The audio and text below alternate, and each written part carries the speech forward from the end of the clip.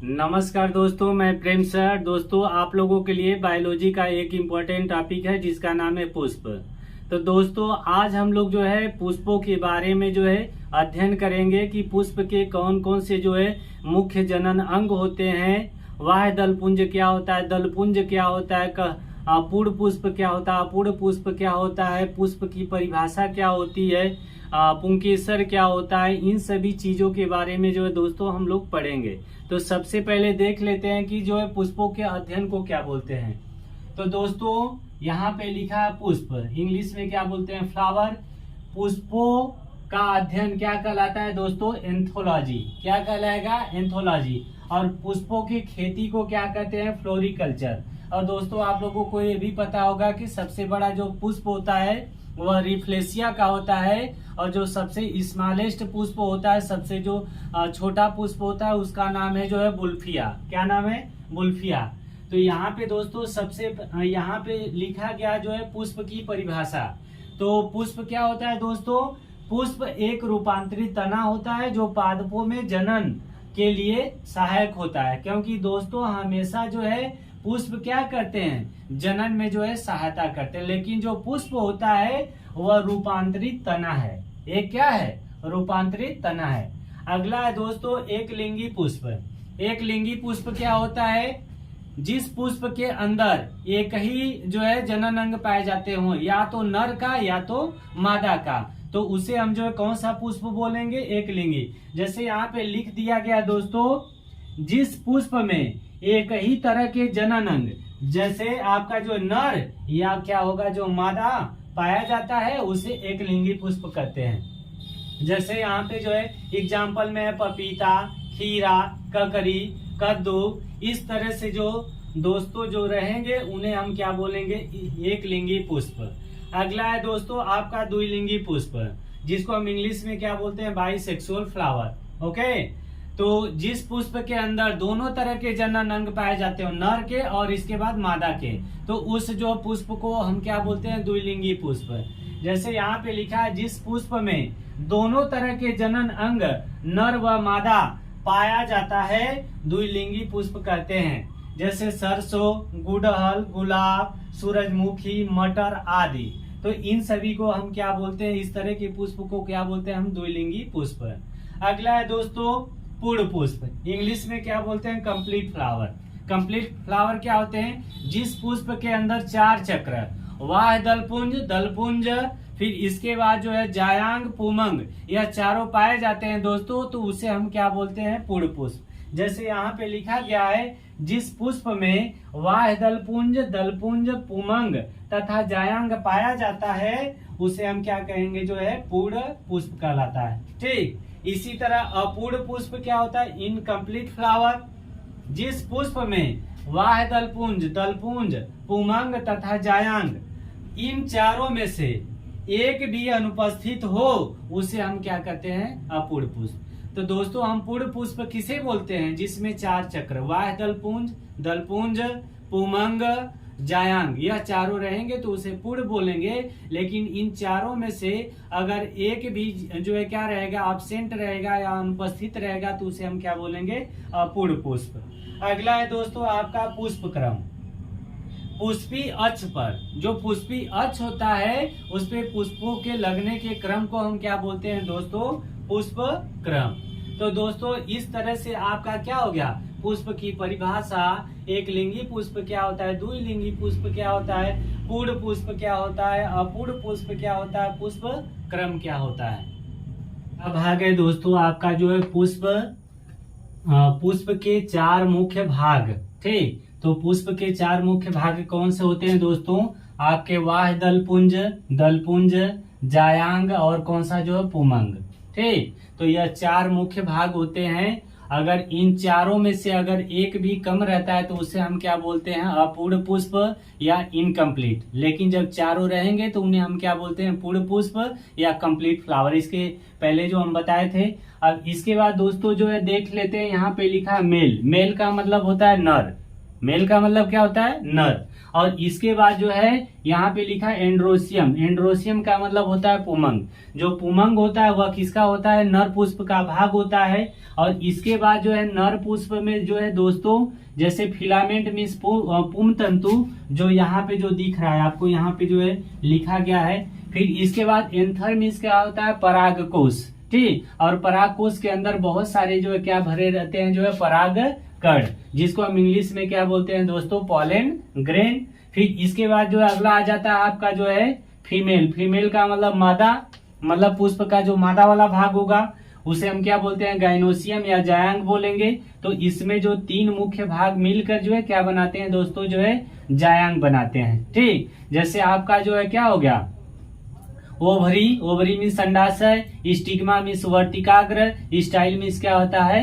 वर्तिका नली। तो इस तरह से दोस्तों यह जो है किसके भाग है? जो है मादा पुष्प के। ठीक, या जो है जायांग भी बोल सकते हैं। अब यहाँ से हम देख लेते हैं जो है सबसे नीचे दोस्तों लिखा है पुष्प वृंत, जिसको हम इंग्लिश में क्या बोलते हैं?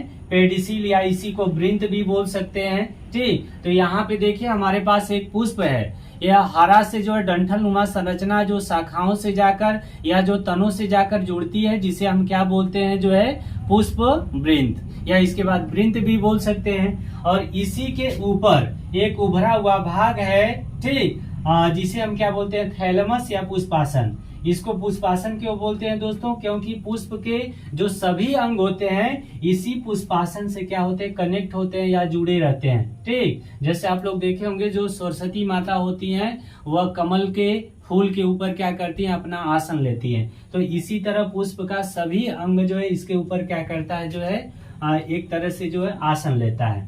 तो दोस्तों हम यहाँ पे जो है पुष्प का पहला चक्र आप लोगों को बताया गया था कि पुष्प में जो है 4 चक्र होते हैं। तो दोस्तों जो पहला चक्र होता है, ठीक, उसे हम क्या बोलते हैं? वाह दल पुंज। इंग्लिश में क्या बोलेंगे? कैलिक्स। इंग्लिश में क्या बोलते हैं? कैलिक्स। लेकिन जैसे यहाँ पे देख लीजिए यह भंटा है, ठीक, तो यह जो हरा वाला भाग है इसको हम क्या बोलेंगे? कैलिक्स। लेकिन इसके एक इकाई को हम क्या बोलते हैं? वाह दल, या इंग्लिश में क्या बोलेंगे दोस्तों? जो है सेपल। क्या बोलेंगे? सेपल। और यह कैसा होता है? चीर लग्न होता है, मतलब जब तक जो फल पक के जो है गिर न जाए तब तक इसको मजबूती से क्या की रहता है? पकड़े रहता है। जैसे आप लोग जो है देख लीजिए जो गुड़हल का पुष्प होता है, या जो हरा कलर का जो भाग दिख रहा है यही आपका जो है क्या है? कैलिक्स है। ठीक, तो इसके पूरे इकाई को हम क्या बोलते हैं? वाह दल पुंज। लेकिन इसके एक इकाई को क्या बोलेंगे? वाह दल, या इसके बाद क्या बोलते हैं इंग्लिश में? सेपल। ठीक, तो यह कैसा होता है दोस्तों? हरा होता है। अब इसके बाद दूसरा जो चक्र होता है उसे हम क्या बोलते हैं? दलपुंज। इंग्लिश में क्या बोलेंगे? कोरोला। ठीक, तो यह पंखुड़ियों का क्या होता है? समूह होता है। लेकिन यह कैसा होता है दोस्तों? हरा होता है। लेकिन यहाँ पे वाह दलपुंज हरा था, सॉरी, वाह दलपुंज हरा था, लेकिन दलपुंज कैसा होगा दोस्तों? जो है यह रंग बिरंगा होता है। जैसे यहाँ पे देख लीजिए पंखुड़ियां जो कैसी हैं? रंग बिरंगी। तो सभी पंखुड़ियों को मिलाकर, ठीक, हम क्या बोलते हैं? दलपुंज। लेकिन वहां पे एक पंखुड़ी को हम क्या बोलेंगे? पेटल। क्या बोलते हैं दोस्तों? पेटल। लेकिन यह वाह दलपुंज और दलपुंज यह दोनों क्या होते हैं? पुष्प के सहायक जनन अंग होते हैं, क्योंकि इनके जनन अंगों को यह क्या करती है? सहायता देती है, एक तरह से ढके रहते हैं। ठीक, तो यह दोनों जो है कौन से अंग है दोस्तों? जो है सहायक जनन अंग है।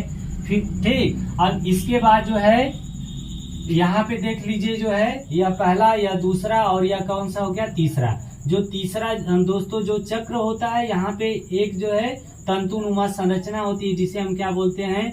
पुम तंतु, या इंग्लिश में क्या बोलेंगे? फिलामेंट। और यह दोस्तों बहुत ज्यादा क्या होता है? लचीला होता है। कैसा होता है? लचीला होता है। हवा चलती है तो इसके ऊपर जो है परागकोश होते हैं, वह मुक्त डोली की तरह हमेशा क्या करते हैं? हिलते डुलते रहते हैं। और इस परागकोश के अंदर क्या होते हैं दोस्तों? बहुत सारे परागकण होते हैं। और परागकणों का जो प्रयोग होता है, जैसे धावक हो गया, घोड़ा हो गया, तो इन सभी को दिया जाता है, जिससे उसमें क्या होती है? बहुत ज्यादा एनर्जी होने के कारण जो है दौड़ने में क्या करता है? जो है सहायता देता है। ठीक, मतलब एनर्जी देगा। और इसके बाद पुम तंतु और परागकोश दोनों को मिलाकर क्या बनता है दोस्तों? जो पुंकेसर। ठीक। और इसी को इंग्लिश में क्या बोलते हैं, स्टेमेन। और इसी पुंकेसर को हम क्या बोलते हैं, एंड्रोसियम या पुमंग। लेकिन जो पुमंग भाग होता है वह किसका होता है, नर पुष्प का। तो दोस्तों जो तीसरा चक्र है, यह पहला हो गया, यह दूसरा और यह तीसरा। यह तीसरा किसका है, जो है नर का है, या बोल सकते हैं पुमंग का। अब जो है चौथा चक्र जो है दोस्तों किसका होगा, जो है मादा का, या जो बोल सकते हैं जो गाइनोसियम का। तो दोस्तों इस पुष्पासन के ऊपर जो उभरा हुआ भाग या अंडाकार जो भाग होता है, इसे हम क्या बोलते हैं, अंडाशय। ठीक। तो यहाँ पे क्या लिखा है दोस्तों, ओवरी। ओवरी मीन्स क्या होता है, अंडाशय। और इस अंडाशय के ऊपर एक नली नुमा जो संरचना होती है, जिसे हम क्या बोलते हैं, स्टाइल या जो है वर्तिका, या इसी को बोल सकते हैं वर्तिका नली।